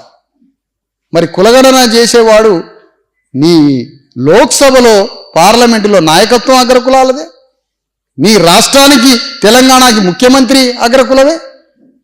తెలంగాణలో నీ ప్రభుత్వం ద్వారా భూమి పంచేది లేదు, విద్య లేదు, వైద్యం లేదు, ఏమీ లేదు. ఏంటి రోజు పేపర్ల మాటలలో తిరుగుతూ ఉంటుంది మన మైండ్. టీవీలలో వచ్చే దాంట్లో తిరగడం, యూట్యూబ్లలో తిరగడం, కాసేపు వార్తలలో రాజకీయం అంతా వాళ్ళ గురించి ఆలోచించడం, 2 సినిమాలు 2 జోకులు చూడటం, సాయంత్రం అయిపోతుంది, పడుకుంటున్నాం. కానీ నీ రాజకీయం ఏంటి? దీని గురించి మనం మాట్లాడలే. అంటే కాయా కష్టం చేసుకొని వచ్చి ఒక 1000 రూపాయల నోట్లు 10-100 నోట్లు వస్తున్నాయి ఇవాళ. కూలీ చేసుకునే 2 కూలీ పని చేస్తే 10 నోట్లు వచ్చే సంగతి అంబానీకి తెలిసిపోయింది. రిలయన్స్ ట్రెండ్ అని బట్టల దుకాణం గ్రామ స్థాయికి కూడా పెడుతున్నాడు. ఎందుకు? నీ చేతికి వచ్చిన 1000 రూపాయలు కొట్టేయాల. నీ చేతికి వచ్చిన 1000 రూపాయలు అనేక మంది ఆ 1000 రూపాయలు కొట్టేసుకొని పోవాలి. అందులో మందుకు 400 రూపాయలు వెళ్ళిపోవాలి. ఒక ఐఏఎస్ ఆఫీసర్ ఎట్లా పంచాలి సార్ డబ్బులు? ఎట్లా వీళ్ళకి పింఛన్లు ఇవ్వాలి? పింఛన్లు ఎట్లా ఇవ్వాలి అని అడిగితే ముఖ్యమంత్రిని ఎట్లా ఇచ్చేది ఏముంది? సారా అమ్మి సారా వచ్చిన డబ్బులతో పింఛన్లు ఇవ్వమన్నాడు. ఇదేనా రాజ్యం? రోజు శ్రమించి రక్తాన్ని ధారపోసి పనిచేసినటువంటి కూలీల వాడి దగ్గర 500 రూపాయలు కూలీ వస్తే అందులో 300 రూపాయలు పెట్టి తాగితే ఆ పైసలతో రాజ్యాన్ని నిర్మిస్తాడా ఎవడన్నా? ఇంత బేకూఫ్ గవర్నమెంట్ తెలంగాణలో, దేశంలో ఇంత బడ్డు ప్రభుత్వం ప్రపంచంలో ఎక్కడన్నా ఉందా? కూలీల డబ్బులతోటి, సారా డబ్బులతోటి గవర్నమెంట్ నడపడమా? ఇదా రాజ్యం, ఇదా దేశం. అంటే ఈ దేశ సంపద మొత్తం నిర్మిస్తున్నది మనం కాదా? ఊరిని కట్టింది మొన్నటిదాకా మనమేనా? అప్పుడు గవర్నమెంట్ లేదు, 70 ఏళ్ల క్రితం గవర్నమెంట్ లేదు. మరి ఊరిని కట్టింది ఆ రోజు మనమే. ఒక విశ్వకర్మ, ఒక సాగలాయన, ఒక మంగళాయన, ఒక మాలాయన, ఒక మాదిగాయన, ఒక వడ్రంగ, సమస్త కులాలు కలిసి ఊరిని కట్టినా కూడా వాడికి తిండి లేదు. ఊరిని కట్టినోడికి అన్నం లేదు, గంజినీళ్ళు తాగి బతికేది. గంజినీళ్ళు బతికి ఊరిని కట్టిన బానిసలకి అంబేద్కర్ ఓటు హక్కిచ్చి ఊరినే పరిపాలించు, దేశాన్ని పరిపాలించు, రాజ్యాన్ని పరిపాలించు, నీ బానిసత్వాన్ని బద్దలు కొట్టుకొని నీ ఊరిని ఏలినటువంటి దొరలని సమాధి కట్టి నువ్వే రాజ్యాన్ని ఏలని ఆ గ్రామంలో ఉన్న 90% బానిసల చేతిలో మనకి ఓటు పెట్టాడు అంబేద్కర్. కానీ ఇక్కడ అంబేద్కర్ది కాదు తప్పు, రాజ్యాంగాన్ని కాదు తప్పు, అగ్ర కులాలది అంతకన్నా కాదు తప్పు. ఎవరిది తప్పు? మనం నాయకత్వం వహించకపోవడమే మన తప్పు. మన తప్పు అంతా అదే. కాబట్టి నీకు సోయి లేకుండా అయిపోతుంది, నీకు జరిగిన అన్యాయం నీకు తెలియకుండా అయిపోతుంది. వాళ్ళు అనుకున్న లక్ష్యం నెరవేరింది. 100 కోట్ల మంది చేతిలో యూట్యూబ్ చూసుకునే ఫోన్లు పెట్టేసింది. ఆ ఫోన్ పెట్టేసరికి నీ రాజకీయం మాట్లాడట్లే, నీ రాజ్యం గురించి నువ్వు మాట్లాడట్లే, నీ బానిసత్వాన్ని బద్దలు చేసుకోవడం మాట్లాడట్లే. కానీ ఆ రాజకీయం అంతా అగ్రకుల రాజకీయాన్ని చూసుకుంటూ వాళ్ళనే పెద్దోళ్ళని చేసుకుంటూ పోతున్నాం. కానీ కళ్ళ ముందు నీ గ్రామంలో ఉన్న హాస్పిటల్లో మందులు లేక, నీ గ్రామంలో నీకు నీ కుటుంబ సభ్యులకి నీ ఊర్లో ఉన్న హాస్పిటల్లో మందులు లేవు, పరీక్షలు లేవు, నీ ఊర్లో నీ హాస్పిటల్లో నువ్వు చచ్చిపోతున్న సంగతి నీకు తెలవట్లే. దానికి కారకుడు ఎవడో వాని శత్రువుగా నువ్వు చూడట్లే. నీ గ్రామంలో హాస్పిటల్లో మందులు లేకపోవడానికి కారణం రేవంత్ రెడ్డి కారణం. నీ గ్రామంలో హాస్పిటల్లో మందులు, పరీక్షలు, అన్నం పెట్టడం లేకపోవడానికి కారణం మొన్నటిదాకా పరిపాలించిన కేసీఆర్, ఇప్పుడు పరిపాలించిన రేవంత్ రెడ్డి, అంతకుముందు పరిపాలించిన చంద్రబాబు నాయుడు, అంతకుముందు పరిపాలించిన రాజశేఖర్ రెడ్డి, వీళ్ళందరూ కలిసి నీ గ్రామంలో ఉన్న హాస్పిటల్ని ధ్వంసం చేసి పైకి హాస్పిటల్ కట్టి హాస్పిటల్ పేరు మీద చంపుతుండ్రు. నీ గ్రామంలో ఉన్న స్కూలు బిడ్డలకి కడుపులో ఇంత పౌష్టికాహారం తిండి పెట్టట్లే మధ్యాహ్నం పూట. దానికి కారణం ఈ ముఖ్యమంత్రి. ఇది రావటంలే మన మైండ్కి. నీ కళ్ళ ముందు హాస్పిటల్ చచ్చినా, నీ కళ్ళ ముందే స్కూల్లో నీ బిడ్డలకి చదువు రాకపోయినా, నీ ఊర్లో నీ చేతిలో పని లేక పైసలు లేకపోయినా, నీవు అదే రేవంత్ రెడ్డి, ఆ రేవంత్ రెడ్డి ఎమ్మడి తిరిగే నీ ఊరిలో ఉన్న నాయకుడు అంటే తిరుగుతున్నావు. అదే కేసీఆర్ ఎమ్మడి తిరిగే నీ ఊళ్ళో నాయకుడు ఎమ్మడి తిరుగుతున్నావు. కానీ నాకు హాస్పిటల్ లేక నా తల్లి నా తండ్రి చచ్చిపోయేదానికి కారణం ఇగో వీళ్ళే అని నువ్వు శత్రువుగా భావించట్లే వాళ్ళని. దీన్ని చెప్పడానికి, ఇది చెప్పడానికే, ఇది చెయ్యడానికే శత్రువు ఎవరు, మిత్రుడెవరు పెద్ద గీత గీసి 90% మంది బీసీఎస్సీ ఎస్టీలను ఇటు పక్కన పెట్టి, అటు పక్కన ఉన్నది అవ రేవంత్ రెడ్డి, కేసీఆర్, బీజేపీ రెడ్లు, మొత్తం రెడ్డి రావుల సైన్యం మన మీద దండెత్తడానికి వస్తుంది. వాళ్ళ దగ్గర భూమి, సంపద, రాజ్యం అన్నీ ఉన్నాయి. 90% మంది మన ప్రజల దగ్గర ఏ ఆస్తి లేదు, ఏ డబ్బు లేదు, ఎండిన ఎముకలు, ఎండిన శరీరం, తిండి లేని కన్నీళ్లతోటి మనం బతుకుతున్నాం. మనకి వాళ్ళకి మధ్య ఒక యుద్ధం జరగాలి. ఆ యుద్ధం చేయడమే పూలే అంబేద్కర్ ఉద్యమానికి కొనసాగింపు ధర్మం.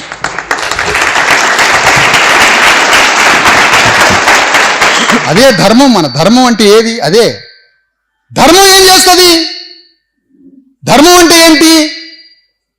ధర్మాన్ని నీ బిడ్డకి ఇవ్వడానికి ధర్మం. ధర్మం నీ బిడ్డకి ఇవ్వడానికి, కడుపున పుట్టిన బిడ్డకి. కడుపున పుట్టిన బిడ్డకి నువ్వు భూమి ఇవ్వలేవు, ఆస్తి ఇవ్వలేవు. ఏమిస్తావు నీ వారసత్వ ఆస్తి? ధర్మాన్ని. ధర్మాన్ని ఇవ్వడం ఏంటి? అంబేద్కర్ నీ చేతిలో ధర్మాన్ని పెట్టిండు కాబట్టి నువ్వు ఇవాళ భూమి మీద బతుకుతున్నావు. ఆ ధర్మమే భారత రాజ్యాంగ ధర్మం. పెట్టిండుగా ధర్మాన్ని. ఆ ధర్మాన్ని నీ బిడ్డకి మళ్ళీ అంటే నీ ఉద్యమాన్ని కొనసాగించడమే ధర్మం. ఆ ధర్మానికి రాజకీయం తోడు కావాలి. ధర్మాన్ని గెలిపించడానికి రాజకీయం కావాలి. ధర్మం గురించి ఇంటి ముందు మాట్లాడితే కుదరదయా. సత్యం గురించి, న్యాయం గురించి ఇంటి ముందు నలుగురు కూర్చోబెట్టి కబుర్లు పెట్టుకుంటే కుదరదు. ధర్మాన్ని రాజకీయ యుద్ధంలో గెలిపించాలి. ధర్మాన్ని రాజకీయ యుద్ధంలో గెలిపించడానికే ధర్మ సమాజ్ పార్టీని తెలంగాణ గడ్డ మీద పుట్టించడం జరిగింది. పూలే అంబేద్కర్ యొక్క కలల్ని, సాహు మహారాజ్ కలల్ని బంధించడానికి వచ్చింది పార్టీ. సర్దార్ సర్వాయి పాపన్న గౌడ్ యొక్క యుద్ధానికి కొనసాగింపు ధర్మ సమాజ్ పార్టీ. పండగ సాయన్న యుద్ధానికి కొనసాగింపు ధర్మ సమాజ్ పార్టీ. సమ్మక్క సారలక్కల వీరగాథల పోరాటానికి కొనసాగింపు ధర్మ సమాజ్ పార్టీ.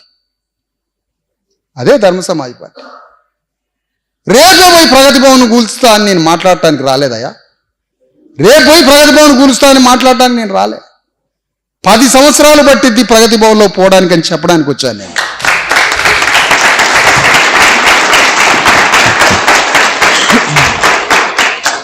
ఎందుకంటే అది 3 గంటల సినిమా కాదు సార్, మీరు చెప్పారు. అది 3 సంవత్సరాల సినిమా జరిగింది.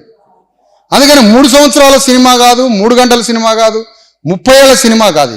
ఇది జీవితం, ఇది నిజం, ఇది సత్యం, ఇది భ్రమ కాదు.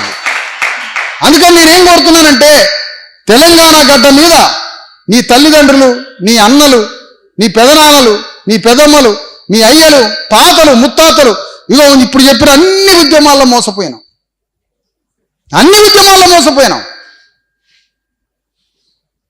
బాజాప్తు చెప్తున్నాం ఈరోజు వేదిక మీద. కమ్యూనిస్టు పార్టీ, నిజమైన కమ్యూనిస్టు పార్టీ సిద్ధాంతం మాకున్నది. నిజమైన స్వాతంత్రోద్యమ స్ఫూర్తి మాకున్నది. నిజమైన తెలంగాణ ఉద్యమం మాకున్నది. నిజమైన రామభక్తి మాకున్నది. మీకే లేవు ఈ 4 గుణాలు. కాబట్టి మొత్తం మోసం చేసిర్రు మీరు. నిజంగా నువ్వు రాముడు భక్తి వాడి అయితే, నిజంగా ఈ రాజ్యాన్ని పరిపాలించే వాడికి నిజంగా రామభక్తే ఉంటే, ఈ దేశాన్ని పరిపాలించే బీజేపీ వాళ్ళకి నిజంగా రామభక్తే ఉంటే, ఈ దేశంలో ఉన్నటువంటి అణగారిన ప్రజల మొత్తానికి భూమిని పంచు, ఈ దేశంలో ఉన్న అణగారిన ప్రజల మొత్తానికి వైద్యం చేయించు, ఈ దేశంలో అణగారిన వర్గాల ప్రజలందరికీ బిడ్డలకి ఉచితంగా విద్యనివ్వు, ఈ దేశంలో ఉన్న అణగారిన వర్గాల ప్రజల చేతిలోకి పనివ్వు. చైనాలో నువ్వు ఏ సూపర్ మార్కెట్ కన్నా పో, ప్రతి వస్తువు కొన్ని లక్షల కోట్ల రకాల వస్తువులు తయారవుతాయి. అక్కడ వస్తువులు తయారు చేయడానికి అక్కడ ప్రభుత్వాలు ప్రజల చేతిలో వస్తువులు తయారు చేయించేటట్టుగా ప్రోత్సహిస్తున్నారు. కానీ ఇక్కడ తెలంగాణలో ఏం జరుగుతుంది? ఎవడు కంపెనీ పెడతాడో తెలియదు. ఎవడు కాగ్నిజెంట్ అట నిన్న ఓపెనింగ్ అయింది, 45,000 ఉద్యోగాలట. అసలు ఈ లెక్కలన్నీ కేసీఆర్ టైంలో కంపెనీలు వస్తున్నాయి, అందులో లక్షల ఉద్యోగాలు అంటారు. అయ్యా ఒకసారి లెక్క తీసి చూస్తే భారతదేశ జనాభా కన్నా ఎక్కువ ఉద్యోగాలు వచ్చినాయి. మొత్తం కూడితే భారతదేశ జనాభా కన్నా ఎక్కువ ఉద్యోగాలు వచ్చింది తెలంగాణలో. ఎవడో కంపెనీ వాడు వస్తాడు, ఆ కంపెనీ వాడు రాగానే 1,00,000 కోట్ల పెట్టుబడి, 10,000 కోట్ల పెట్టుబడి, లక్షల ఉద్యోగాలని ఈనాడు పేపర్, ఆంధ్రజ్యోతిలో పెద్దగా రాస్తారు. అసలు వాడు ఎక్కడ కంపెనీ పెట్టిండు, ఎన్ని వేల కోట్ల పెట్టుబడి తీసుకొచ్చిండు, అక్కడ ఎన్ని ఉద్యోగాలు వచ్చినాయి అని చూడటానికి మనకు ఓపిక ఉన్నదా? లేదు. ఎందుకంటే మనం ఫోన్ దగ్గర ఉన్నాం. అసలు వచ్చిన వాడిది ఏ ఊరు? వాడు చైనానా, నీ ఊరిలో ఉన్న గుర్ఖాకి కోట్ వేసుకొని తీసుకొచ్చారా? అది తెలియదు మనకి. వాడు చైనా నుంచి వచ్చినాడు, చైనా. మన ఊళ్ళో ఉన్న గుర్ఖాకే కోట్ వేయించి నువ్వు ఎయిర్పోర్ట్లో నుంచి బయటికి రావాలంటే విడిపోయి సెకండ్ నుంచి తీసుకొని వస్తున్నావు. ఎవడు తెలిసి మనకు తెలియదు కదా అది. అంటే ఇన్ని మోసాలు చేసి తెలంగాణలో ఇన్ని కంపెనీలు అని చెప్పి ఇప్పుడు వచ్చిన ప్రభుత్వం కూడా ఇప్పుడు అదే పని చేస్తుంది. కాగ్నిజెంట్ అనే కంపెనీ ఇవాళ ప్రారంభమైంది, ఏదో ఒక యూనిట్ అన్నారు, అందులో 45,000 ఉద్యోగాలు అన్నారు. నేను అడుగుతున్న రేవంత్ రెడ్డి ప్రభుత్వాన్ని, ఆ కాగ్నిజెంట్ 45,000లో నా బీసీఎస్సీ ఎస్టీలకి ఎన్ని ఉద్యోగాలు ఉన్నాయని అడుగుతున్నా. ఎన్ని ఉద్యోగాలు? అసలు ఎక్కడికి వస్తున్నాయి ఈ ఉద్యోగాలు? మన చేతిలో మీరు లెక్కలు చెప్పిన ఉద్యోగాలే పేపర్లలో వస్తే దుబాయ్ పోయే గతి మాకెందుకు పట్టింది? ఇట్లా దుబాయ్ పోయి దుబాయ్లో పనిచేసి ఎప్పుడు ఈ 78 ఏళ్ల స్వాతంత్రం కానించి మనం దుబాయ్లో పోతున్నాం. మరి దుబాయ్ పోతున్నటువంటి ఇంత దుబాయ్ పోయి పనిచేసే వాళ్ళలో ఒక్క దొర, ఒక అగ్రకులం వ్యక్తి ఉన్నాడా? లేడు. ఏంటి అసలు ఇది? అందుకనే దీనికి పరిష్కారం, ఇగో ఈ దేశాన్ని, రాజ్యాన్ని పరిపాలిస్తున్నటువంటి రాజ్యంలో నీ ప్రతినిధులు ఉండాలి, రాజ్యంలో నీ వాటా ఉండాలి, అధికారం నీ చేతిలో ఉండాలి అనేది ధర్మ సమాజ్ పార్టీ ధర్మయుద్ధం. దానికోసమే ఈ పార్టీ వచ్చింది. అందుకనే రేపు గ్రామ పంచాయతీ ఎన్నికల్లో మాట్లాడబోతున్నాం మనం. గ్రామాన్ని ఎవరు కట్టారు, గ్రామాన్ని ఎవరు నిర్మించారు, అలాంటి గ్రామాన్ని నిర్మించినటువంటి 90% మంది బానిసలు గ్రామాన్ని కట్టి గ్రామాన్ని నిర్మిస్తే ఇంకా బానిసలుగా ఎందుకు మిగిలిపోయారు, ఆ బానిసలు దుబాయ్ ఎందుకు పోతున్నారు, ఆ బానిసలు హైదరాబాద్ ఎందుకు పోతున్నారు, ఆ బానిసలు ఎందుకు ఇంకా బానిసలుగా బతుకుతున్నారు, ఇంకా ఆ ఊర్లో నీ రాజకీయం ఎందుకు కొనసాగుతుందని మాట్లాడడానికి బయలుదేరబోతున్నాం. అందుకనే ఒక మనిషి, ఒక రాజకీయ ధర్మం ఉండాలి ఒక మనిషి. హైదరాబాదులో ముస్లిం వర్గం ఉన్నది, వాళ్ళ ఓటు అమ్ముకోవటంలే. హైదరాబాద్లో వాళ్ళు ఒక 2 పార్లమెంట్ సభ్యుల్ని, ఒక 8 మంది ఎమ్మెల్యేలని, ఒక 40 మంది కార్పొరేటర్లని మొత్తాన్ని గెలిపించి హైదరాబాద్ని వాళ్ళ చేతిలో పెట్టుకున్నారు. మరి ఒక మాట అడుగుతున్నాం, ఎంఐఎం పార్టీతో కేసీఆర్ స్నేహం చేస్తాడు, ఎంఐఎం పార్టీతో కాంగ్రెస్ పార్టీ స్నేహం చేస్తుంది. ఎంఐఎం పార్టీ పెట్టుకున్నది తమ ముస్లింల ప్రయోజనాల కోసం, తమ ముస్లింల భద్రత కోసం. ఏ పార్టీ వాడు, ఏ అగ్రకులం వాడు మాకు న్యాయం చేయలేదు కాబట్టి తుర్కోలం మేమే పార్టీ పెట్టుకున్నాం అన్నాడు. సింపుల్గా ఈ మాట బీసీ ఎస్సీ ఎస్టీలకి ఎందుకు అర్థం కావట్లేదు అని అంటాను. బీసీ ఎస్సీ ఎస్టీలకి ఎందుకు అర్థం కావట్లే? వాళ్ళ నిజాం రాజు వెళ్ళిపోయాడు, నిజాం రాజు చదువుకొని వెళ్ళిపోయినాక ఇక్కడ ఉన్నటువంటి ముస్లింలు బతకాలి. ఇప్పుడు బతకాలంటే మా ముస్లిం రాజు వెళ్ళిపోయాడు, మాకెవరు న్యాయం చేస్తాడని పార్టీ పెట్టాడు. మరి మనం ఒక ఎంఐఎం పార్టీ నీ కళ్ళ ముందే తెలంగాణలో మాది పక్కా ఎంఐఎం పార్టీ, పార్టీలోనే ముస్లిమ్స్ పార్టీ అని రాసుకున్నాడు, పార్టీలోనే ముస్లిం పేరు రాసుకున్నాడు మా పార్టీ అని. అసలు మనకి బుద్ధి, సిగ్గు, శరం. ఒక ముస్లిము నా పార్టీ తుర్కోల ముస్లింల పార్టీ అని పెట్టుకున్నాడు. తుర్క అంటే తప్పేం లేదా, అది మనం వాడే భాష, అది అందులో తప్పేమీ లేదు, ఎలాంటిది లేదు. మాకు ఒక పార్టీ ఉందని చెప్పుకుంటే 90% మంది బీసీ ఎస్సీ ఎస్టీలు మనకి ఒక పార్టీ ఉందని ఎందుకు పెట్టుకోవట్లేదని అడుగుతున్నా. ఇవాళ వేదిక మించి మనకి ఒక ఎందుకు రాజకీయం లేదు? నువ్వు బానిసగా గ్రామంలో నీకు రాజకీయం ఎందుకు లేదు? అందుకనే తెలంగాణలో మన బీసీ ఎస్సీ ఎస్టీల రాజ్యం కోసం ఒక యుద్ధం జరగాలి, అదే ధర్మయుద్ధం. ఆ ధర్మయుద్ధం చేయడానికి తెలంగాణ గడ్డ మీద జరుగుతున్నటువంటి ఈ పోరాటమే ఇప్పుడు ఈ ధర్మ సమాజ్ పార్టీ యొక్క లక్ష్యం. ధర్మయుద్ధం ద్వారా తెలంగాణలో మన బీసీ ఎస్సీ ఎస్టీల రాజ్యాన్ని ఏర్పాటు చేయడానికి వచ్చింది. అందుకనే ఈ తెలంగాణలో, ఈ దేశంలో జరుగుతున్న ఏ ఉద్యమంలో నువ్వు పాల్గొన్నా బలిపశువు అవుతున్నావు తప్ప, బలిపీఠం ఎక్కువ అవుతున్నావు తప్ప నీకు ఎక్కడ దేశంలో, రాజ్యంలో, తెలంగాణలో నీ వాటా అంటూ ఏమీ లేదు. అందుకని ఈరోజు తెలంగాణ గడ్డ మీద కేసీఆర్ రాజ్యం, తెలంగాణ రాజ్యం పేరు మీద తెలంగాణ సాధిద్దామని పేరు మీద రాజ్యం వచ్చింది. తెలంగాణ పేరు మీద రాజ్యం వస్తే అందులో పాల్గొన్నామా? మరి కాంశీరామ్ వచ్చి బీసీ ఎస్సీ ఎస్టీలకు రాజ్యం అన్నప్పుడు కేసీఆర్ ఎందుకు పాల్గొనలేదని అడుగుతున్నా. ఈ మాట ఎవరైనా అడిగారా? కాంశీరామ్ వచ్చినప్పుడు బీసీ ఎస్సీ ఎస్టీలకి రాజ్యం కోసం పోరాటం చేద్దామన్నప్పుడు, బీసీ ఎస్సీ ఎస్టీలే తెలంగాణని, ఆంధ్రప్రదేశ్ని పరిపాలించాలని కాంశీరామ్ ఉద్యమించినప్పుడు తెలంగాణకి నాయకత్వం వహించిన ఒక్క రెడ్డి రావు కాంశీరామ్ అంటే ఎందుకు నడవలే? ఎవరికన్నా అర్థమైందా ఇది? కాంశీరాము బీసీ ఎస్సీ ఎస్టీలే ఈ రాజ్యాన్ని పరిపాలించాలన్నప్పుడు తెలంగాణకి నాయకత్వం వహించిన ఈ రెడ్డి రావులు కాంశీరామ్ అంటే ఎందుకు రాలేదంటే కాంశీరామ్ తెచ్చే రాజ్యం బీసీ ఎస్సీ ఎస్టీలకు కదా, మేమెందుకు అందులోకి రావాలా అని వాడు రాలే. మనకి వచ్చే తెలంగాణ ఉద్యమం ద్వారా వచ్చే రాజ్యం రెడ్డి వెలగలదు కదా, మేమెందుకు నీ దాంట్లో పాల్గొనాలని మనం ఎందుకు అడగలే? నేను అడిగాను కాబట్టి నేను పాల్గొనలే, అందులో నాకు ఆ చైతన్యం ఉంది కాబట్టి నేను పాల్గొనలే. అంటే నువ్వు తెలంగాణ ఉద్యమంలో తిరుగుతావు. తెలంగాణ ఉద్యమం అయిపోయినాక ఇప్పుడు 5వ ఉద్యమం వచ్చింది, అదే ప్రజాపాలన ఉద్యమం. ప్రజాపాలన, ఈ రాజ్యాన్ని దించాలి, ప్రజాపాలన తీసుకురావాలి. అది ప్రజాపాలన కాదు, అది రెడ్డి పాలన, అది పటేళ్ల పాలన. అది రెడ్డి పాలన, అది ప్రజాపాలన కాదు. ప్రజాపాలన అంటే అది మళ్ళీ అడిపోతుంది. రేవంత్ రెడ్డికి ఎన్ని ఓట్లు వచ్చినాయో సాగర్లో, హుజూరాబాద్లో 2 నియోజకవర్గాల్లో కాంగ్రెస్ పార్టీకి ఎన్ని ఓట్లు వచ్చినాయో ధర్మ సమాజ్ పార్టీకి కూడా అన్ని ఓట్లు వచ్చినాయి. కానీ మన ప్రజలకు అర్థం కాలే. అమ్మా 3,000 తీసుకొచ్చిందిరా ఈ పార్టీ, ధర్మ సమాజ్ పార్టీ పునాది అప్పుడే పడుతుంది. 3,000 తీసుకొచ్చుకుంది నాగార్జున సాగర్లో. ఇక్కడేంది మునుగోడులో. కాబట్టి మన బీసీ ఎస్సీ ఎస్టీలు అందరం కలిసి ఈ పార్టీని పైకి తీసుకొస్తే మన రాజ్యం వస్తుంది అని మనకు చైతన్యం రాలే. కానీ అక్కడ ఇక్కడ 3,000 ఓట్లు వచ్చినటువంటి కాంగ్రెస్ పార్టీ రెడ్లంతా ఒక దగ్గర కూర్చొని ఈ పార్టీని మనందరం మోస్తే తెలంగాణలో మన రెడ్డి రాజ్యం వస్తుంది అని ఆ రెడ్లందరికీ చైతన్యం ఉంది కాబట్టి రాజ్యానికి వచ్చిన వాళ్ళు. అందుకని ఇప్పుడు మనం ఈ చైతన్యంతో ప్రయాణం చేయాలి. మన నాయకత్వం కూడా క్షత్రియులుగా మారాలి.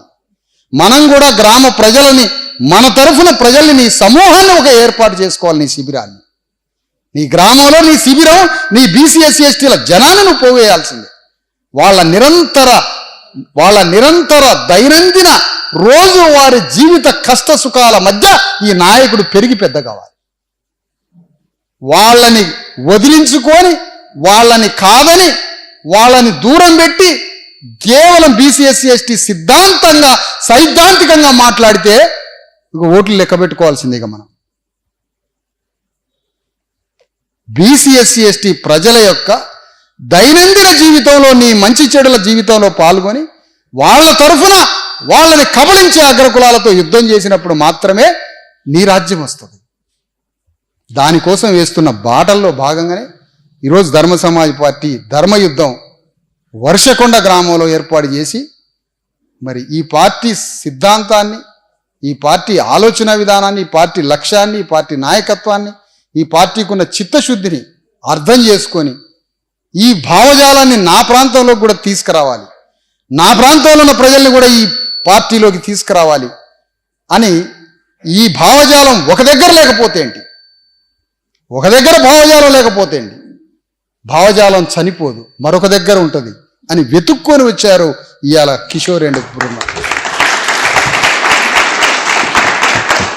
రండి ఈ ఉద్యమంలోకి, అందరినీ ఆహ్వానిద్దాం. రండి ధర్మ సమాజ్ పార్టీ ఉద్యమంలోకి అందరినీ ఆహ్వానిద్దాం. మన పార్టీ ఇది అని, మన ధర్మం ఇది, మనం చేయాల్సిన కర్తవ్యం, మన ధర్మం మనది అని పిలుచుకొని మన పార్టీలోకి పిలుచుకొని ఈ పార్టీని పెంచి పెద్ద చేయాల్సిన బాధ్యత మన మీద. ఇదే పార్టీని మనం రాబోయే తరాల చేతిలో పెట్టాల్సింది. అదే మనం ఇచ్చే ధర్మం రాబోయే వారసులకి. అది పోరాటం అంటే. అందుకని ఈ పార్టీని చుట్టుపక్కల విస్తరించండి. రేపు రాబోయే గ్రామ పంచాయతీ ఎన్నికల్లో ఒక్క ఓటు కూడా కీలకమే. ఒక్క ఓటుతో కూడా గ్రామానికి బానిసపై గ్రామానికి రాజు కావచ్చు. ఒక్క ఓటుతో అంత ఒక్క ఓటుతో కూడా అధికారం. కానీ ఈ ఓట్లని కొనుగోలు చేయడానికి హైదరాబాద్లో ఉన్న రియల్ ఎస్టేటు తెలంగాణ మొత్తాన్ని హైదరాబాద్గా మారుస్తారట. తెలంగాణ మొత్తాన్ని హైదరాబాద్గా మార్చడం అంటే ఏం లేదు. భూములు మొత్తం వెలమదొరలు కొన్నారు మొన్న. ఇప్పుడు భూములు మొత్తం రెడ్డి దొరలు కొనబోతున్నది. తెలంగాణ మొత్తం హైదరాబాద్ నుంచి భద్రాచలం వరకు, హైదరాబాద్ నుంచి మక్తల్ వరకు, హైదరాబాద్ నుంచి ఆదిలాబాద్ వరకు, హోల్ తెలంగాణ మొత్తం హైదరాబాద్గా మార్చి భూముల్ని కొని, భూముల్ని పెంచి ఆ సంపద, ఆ ధనంతో శాశ్వతంగా రెడ్డి వెలమదొరలు రాజకీయం చేయాలని ప్రయత్నం చేస్తున్నారు. మరి ఏం చేయాలి దీనికి? ఇది మనం అర్థం చేసుకోవాల్సింది. అందుకని మనం మాట్లాడాల్సింది ఇంకా ఎన్నో ఉమ్మడి ప్రయోజనాల గురించి మాట్లాడాలి. ఎస్సీ రిజర్వేషన్ల వర్గీకరణ వచ్చింది.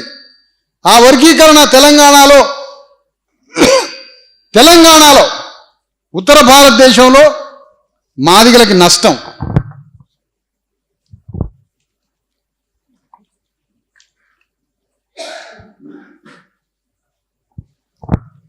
ఉత్తర భారతదేశంలో మాదిగలు ఎక్కువ జనసంఖ్యలో ఉంటారు కాబట్టి అక్కడ వర్గీకరణ చేయడానికి ముందుకు రావటంలే. ఎందుకంటే అక్కడ మాదిగలు ఎక్కువ లబ్ధిదారులు కాబట్టి. తెలంగాణలో కూడా ఉత్తర భారతదేశం పరిస్థితే. తెలంగాణలో కూడా ఎందుకు ఇక్కడ మాదిగలు ఎక్కువ జనాభా ఉన్నారు. తెలంగాణలో మాదిగలు ఎక్కువ జనాభా ఉన్నారు. మరి ఎక్కువ జనాభా ఉన్నప్పుడు ఇక్కడ వర్గీకరణ చేస్తే మాలలకి న్యాయం జరిగిద్ది ఇక్కడ వర్గీకరణ చేస్తే.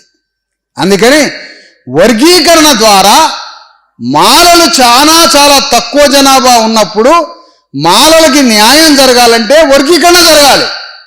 వర్గీకరణ జరగడం ద్వారా మాలలకి న్యాయం జరిగిద్ది. ఎందుకు? మాదిగలు అత్యంత జనాభా ఉన్నారు. మహబూబ్ నగర్లో వర్గీకరణ చట్టం జరిగినాక ఒక దశలో 99 నుంచి 2004లో మహబూబ్ నగర్ డిఎస్సి జరిగితే, Mahbubnagar DSC district selection committee జరిగినప్పుడు అక్కడ వర్గీకరణ చట్టం వచ్చినాక మాలలకి న్యాయం జరిగింది. చూసారా? ఎందుకు? మహబూబ్ నగర్లో 90% మాదిగలు, నల్గొండలో 80% మాదిగలు, వరంగల్లో 70% మాదిగలు, కరీంనగర్లో 60% మాదిగలు, రంగారెడ్డి జిల్లాలో 70% మాదిగలు. అంటే చూసిండ్రా, వర్గీకరణ జరిగితే ఇక్కడ మాలలకు న్యాయం జరిగింది. ఈ విషయాన్ని మనం అర్థం చేసుకొని తొందరగా ముగించాలి ఈ సబ్జెక్టుని. ఈ సబ్జెక్టుని ముగించకపోతే ప్రయోజనం ఏంటి, లాభం ఏంటి, నష్టం ఏంటంటే ఊళ్ళో ఇద్దరు అన్నదమ్ములు కొట్టుకుంటుంటే ఈ పంచాయతీ చేస్తానని ఓ పటేల్ చొరబడి ఇద్దరు చంపుతాడు. తిప్పి వానికిన్న ఇద్దరు భూమిని గుంజుకుంటాడు, వాళ్ళిద్దరి ఇళ్లలో ఉన్న మనుషుల్ని గుంజుకుంటాడు, వాళ్ళ పిల్లల్ని బిడ్డల్ని భూమిని సంపదని గుంజుకొని చిక్కి శల్యం చేసి ఇద్దరు పీనిగల్ని వాడే బొంద పెట్టి ఆ బొంద మీద కుర్చీ వేసుకొని ఊరిని పారిస్తాడు. ఈ పంచాయతీని రేపే ముగించాలి. మాదిగలు బీసీలు అందరూ కలిసి రాజ్యాన్ని పట్టుకునే యుద్ధం చేసి అందరికి విద్య, వైద్యం, ఉపాధి, భూమి, ఇల్లు కోసం, ఐదింటి కోసం ఒక ధర్మ యుద్ధం చేస్తేనే అప్పుడు మన బతుకులు బాగుపడతాయి. లేదంటే నీ బతుకుని ఆ 10 ఏళ్ళ నీకు ఇచ్చిన 14 వీడి ఉద్యోగాలు వేసిన నాటికి, వీడు మొత్తం ఎంబీబీఎస్ సీట్లు పంచిన నాటికి, వీడు కంపెనీలు పెట్టి గవర్నమెంట్ ఉద్యోగాలు ఇచ్చిన నాటికి, అందులో ఎస్సీ రిజర్వేషన్లు 14 ఇచ్చిన నాటికి, అందులో నీకు నాకు వాటా పంచిన నాటికి, ఆ పంచిండన్న కృతజ్ఞతతోటి మనం నువ్వు కాంగ్రెస్ పార్టీకి, బీజేపీకి పార్టీకి బానిస బతకడానిక ఈ డ్రామా నాటకాలు? ఊళ్ళ ద్వారా పిలిచిండ, ఊళ్ళ ద్వారా మనల్ని పేరు పెట్టి పిలిస్తేనే వానికి మద్దతు ఇస్తున్నాం. ఇప్పుడు ఈ చిన్నదానికి కృతజ్ఞత చెల్లించడానికి ఇంటికి నిప్పు పెట్టుకోవడం మనం. అంటే కాంగ్రెస్ పార్టీ చేస్తుందంటే కాంగ్రెస్ పార్టీకి, బీజేపీ పార్టీ చేస్తుందంటే బీజేపీ పార్టీకి ఓట్లు వేయించితే మరి దేశాన్ని మింగుతున్నాడు కదా. మరి దేశాన్ని మింగినప్పుడు నీకు ఇచ్చేదంత అందులో. అందుకనే నీకిచ్చే పైసా పావలా అంత అణువు కాదు కావాల్సింది, మనకు కావాల్సింది ఈ దేశమే కావాలి మనకి. అందుకని ఈ బీసీ ఎస్సీ ఎస్టీల తరఫున ఇంత గొప్ప ఉద్యమం, మన మహనీయుల ఉద్యమం ఇది. సామ్రాట్ అశోక చక్రవర్తి రాజ్యాన్ని పునర్నిర్మించుకోవడానికి ఆ రోజు గ్రామాలలో కులం లేదు, వర్గం లేదు, మతం లేదు, స్త్రీలింగ భేదం లేదు, ఒక మాతృస్వామ్యక సమానత్వంతో గ్రామాలు, లక్షల గ్రామాలు పరిడివిల్లిన గ్రామాలు, అందరూ అన్నదమ్ములాగా బతికిన గ్రామాలు. అలాంటి గ్రామాలని మళ్ళా వైభవాన్ని తీసుకురావాలి అశోక రాజ్యం ద్వారా. ఆ అశోక రాజ్యాన్ని రావడానికే మనం ఇవాళ ధర్మ సమాజ్ పార్టీని స్థాపించుకోవడం జరిగింది.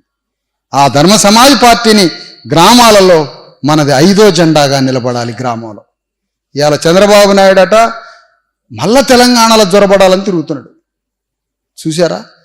నీ చంద్రబాబు నాయుడు టైంలో తెలంగాణలో ఉన్న 10,000 గ్రామాలల్లా నువ్వు 30 ఏళ్ల క్రితం నువ్వు ముఖ్యమంత్రిగా ఉన్నప్పుడే మమ్మల్ని అందరినీ చదివించినట్టయితే మేము అమెరికాలో ఉద్యోగాలు చేసేటోళ్ళం, దుబాయ్ పోయి వెట్టి చాకిరీ చేసేటోళ్ళం కాదు. నువ్వు మాకు ఇంగ్లీష్ మీడియం స్కూల్ ఆనాడే పెట్టించి నీ ఖమ్మంలో పిల్లలందరినీ చదివించినట్టుగా బీసీఎస్సీ ఎస్టీలు నువ్వు చదివించినట్టయితే మేము అందరం ఇలా అమెరికాలో ఉండేటోళ్ళం. మరి నువ్వు ఎందుకు ఆ పని చేయలే? ఇప్పుడు నువ్వు మళ్ళీ రాజకీయం చేయడానికి వస్తున్నావు. ఇప్పుడు మళ్ళీ రాజకీయం చేయడానికి వస్తే ఆయనే ఈ దొరకన నయం అని ఇప్పుడు చంద్రబాబు నాయుడు అమరిపోయే వాళ్ళు కూడా ఉన్నారు ఇప్పుడు మళ్ళీ. అందుకని మన రాజకీయం ఆలోచించండి, మన యుద్ధం ఆలోచించండి, మన పోరాటం, మన ధర్మాన్ని ఆలోచించి మన బిడ్డల భవిష్యత్తు కోసం ధర్మ సమాజ్ పార్టీకి పునాదులేసి ఈ ప్రాంతంలో పార్టీని విస్తరించి రాబోయే స్థానిక సంస్థల ఎన్నికల్లో మన పార్టీ ప్రభావాన్ని చూపించాలి. అవసరమైతే ఈ ప్రాంతంలో మనం కొన్ని సీట్లను కూడా గెలుచుకునే స్థాయికి పార్టీని గెలిపించాలని కోరుతూ ఇక్కడ పార్టీ శాఖను తీసుకొచ్చి పార్టీ శాఖని ఈ ప్రాంతంలో విస్తరించి మరి ఈ పార్టీ శాఖని ఇక్కడ ప్రారంభించినందుకు ఈ సందర్భంగా నిర్వాహకులకి పార్టీని తీసుకొచ్చిన మీ అందరికీ ధన్యవాదాలు, శుభాకాంక్షలు తెలియజేస్తూ సెలవు.